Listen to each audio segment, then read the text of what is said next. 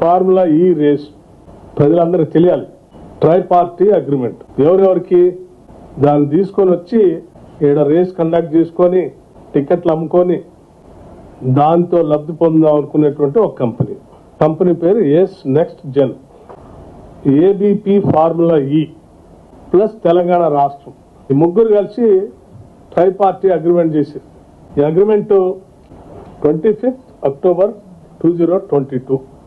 దీనికి సంబంధించి మరి రాష్ట్రానికి ఏదైనా ట్రై పార్టీ అగ్రిమెంట్ చేసుకుంటే ఏదైనా ఈవెంట్ కండక్ట్ చేస్తే ఆ ముగ్గురు వాటాదారులు అన్నట్టుగా ముగ్గురు వాటాదారుల్లో మరి ప్రధానంగా హోస్ట్ చేసే నగరానికి రాష్ట్రానికి కొంత మేలు జరగాలి, వాటా రావాలి. ఈ అగ్రిమెంట్లో ఏంటంటే టికెట్లు అమ్ముకునేదేమో ఏస్ నెక్స్ట్ జెన్ కంపెనీ వాళ్ళు టికెట్లు అమ్ముకుంటారంటే ఇది కండక్ట్ చేసి, ఇంకో ఆయన ఫార్ములా ఈ రేస్ వాళ్ళు వచ్చి వాళ్ళు రేస్ నడుపుకుంటారు. మరి రాష్ట్రానికి వచ్చేది అంటే రాష్ట్రం అంట రేస్ కావాల్సిన ట్రాక్ ఇన్ఫ్రాస్ట్రక్చర్ తయారు చేయాలి. తయారు చేస్తే రాష్ట్రం హోస్టు ఇన్ఫ్రాస్ట్రక్చర్ తయారు చేసిస్తే రాష్ట్రానికి ఏంటి ఆదాయం అంటే ఏం లేదు దాంట్లో. అంటే రాష్ట్రాన్ని మీ అవసరాల కోసం ఒక కంపెనీ ఎస్పీవి లాంటిది ఒక కంపెనీ పెట్టుకొని ఆ కంపెనీ ఆ ఫార్ములా ఈతో అగ్రిమెంట్ చేసుకొని ఇగో మాకు రాష్ట్రం అందుబాటులో ఉంది వచ్చి సంతకం పెట్టిస్తాం చేసుకోండి అన్నారు. సరే ఈ ఫార్ములా ఈ రేస్ వాళ్ళకి ఫీజు కట్టాలి, వాళ్ళు వచ్చినందుకు. ఈ ఆర్గనైజ్ చేసి టికెట్లు అమ్ముకునే వాళ్ళు ఫీజు కట్టాలని అగ్రిమెంట్ ప్రకారం వాళ్ళేం ఫీజు కట్టాలా, state government track infrastructure develop చేయాలి. ఫీజు కట్టాలని చెప్పినటువంటి కంపెనీ టికెట్లు అమ్ముకున్నారు, వెళ్ళిపోయారు విత్డ్రా చేసుకొని. ఈ ఫార్ములా ఈ రేస్ ప్రకారం 4 రేసులు కండక్ట్ చేయాలి. వాళ్ళు చేశారు, చూసుకున్నారు, ఎంతవరకు వచ్చినా చూసుకున్నారు, తీసుకున్నారు, వెళ్ళిపోయారు. టికెట్లు అమ్ముకున్నారు. అగ్రిమెంట్ ప్రకారం ఆ ఫార్ములా ఈ వాళ్ళకి డబ్బులు కట్టాల్సింది మొదటి సంవత్సరం కట్టారు, రెండో సంవత్సరం వాళ్ళు విత్డ్రా అయ్యి ఈ ఫార్ములా ఈ వాళ్ళే వెళ్ళిపోతూ దాన్ని బై పార్టీ అగ్రిమెంట్ వచ్చి బై పార్టీ అగ్రిమెంట్ లాగా మార్చేశారు. అంటే ఇరు పార్టీల మధ్య. అంటే ఆ ఫార్ములా ఈ రేస్ కి కట్టాల్సిన ఫీజు సంబంధించి 110 crores. ఫార్ములా రేస్ పెడతామని చెప్పి ట్రై పార్టీ అగ్రిమెంట్ చేసుకొని అన్ని దాదాపు 80 పర్మిషన్లు తీసుకోవాలి, వాళ్ళు 110 కోట్లు కట్టాలి వాళ్ళు ఆ ఈవెంట్ కండక్ట్ చేసుకున్నారు.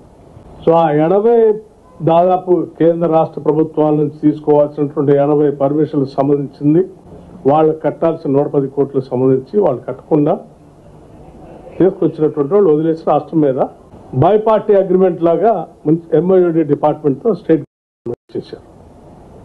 మొదటి దాంట్లోనే ఏం లేదు. ఇక రెండో అగ్రిమెంట్కి వచ్చేవారికి డబ్బులు కట్టాలట, పర్మిషన్లు కూడా అన్ని ఇలా తెచ్చుకోవాలి, స్టేట్ గవర్నమెంట్ తెచ్చేయాలట. మరి స్టేట్ గవర్నమెంట్కి ఏంటి దీంట్లో వచ్చే ఆదాయం?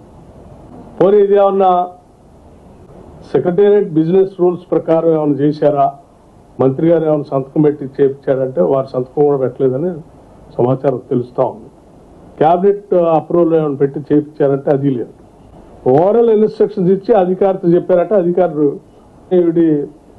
స్పెషల్ సెక్రటరీ గారు స్పెషల్ చీఫ్ సెక్రటరీ గారు అగ్రిమెంట్ చేసేసి సంతకాలు పెట్టేసి ఈ 110 కోట్లు కట్టాల్సిన దాంట్లో 55 కోట్లు ఆల్రెడీ కట్టేసి మిగతా ఇన్స్టాల్మెంట్స్ కోసం 2 ఇన్స్టాల్మెంట్స్ అట్లా పెట్టేసి, అంటే ఇది ఇప్పుడు ఆ రెండో ఇన్స్టాల్మెంట్స్ కోసం, థర్డ్ ఇన్స్టాల్మెంట్ కోసం ఆ 55 కోట్ల కోసం ఫార్ములా వాళ్ళు స్టేట్ గవర్నమెంట్కి నోటీస్ ఇచ్చారు, మీరు అవి డబ్బులు కట్టాలి. గవర్నమెంట్ డిసెంబర్ 7వ తారీఖు నాడు ప్రమాణ స్వీకారం చేసింది. వీళ్ళ సంగతి ఏందో తెలుసుకుందాం. ఇదేంది వారు మాజీ మంత్రి గారు ట్విట్టర్లోను నగర రాష్ట్ర బ్రాండ్ ఇమేజ్ అంతా పోతాం, తెచ్చినవన్నీ పోగొట్టేస్తాం. అరే పచ్చిగా రాష్ట్రాన్ని అమ్మకానికి పెట్టి ఒకటేమో ఆ కంపెనీకి వస్తే ఇంకోటి ఫార్ములా. రాష్ట్రం ఏంటి రాష్ట్రానికి వచ్చే ఆదాయం వీటన్నిట్లో అంటే ఏం లేదు. వాళ్ళు వచ్చి అక్కడికి వచ్చి చూసిపోతే హైదరాబాద్ నగర ఇమేజ్ పెరుగుతుంది. వాళ్ళు చూసిపోవటానికి 110 కోట్లు కట్టాలా. అవి కాకుండా ఇన్ఫ్రాస్ట్రక్చర్ డెవలప్ చేయడానికి మళ్ళీ అది వేరే. ఎన్ని డబ్బులు కట్టి రాష్ట్రం సాధించింది ఏంటంటే ఏమీ లేదు. సో మీరు చేసిన తప్పిదాన్ని బిజినెస్ రూల్స్ కి పూర్తిగా భిన్నంగా మీరు చేసినటువంటి తప్పిదాలని మీకున్నటువంటి ఒక రకమైనటువంటి కోరికలను తీర్చుకోవటం కోసం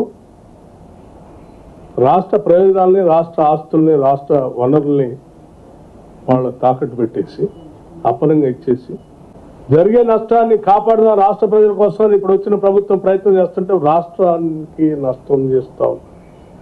ఎవరు పాత రోజుల్లో ఎక్కడో చదివాను, తన బాధ అంతా ప్రపంచ బాధ అంట మన కృష్ణశాస్త్రి గారు.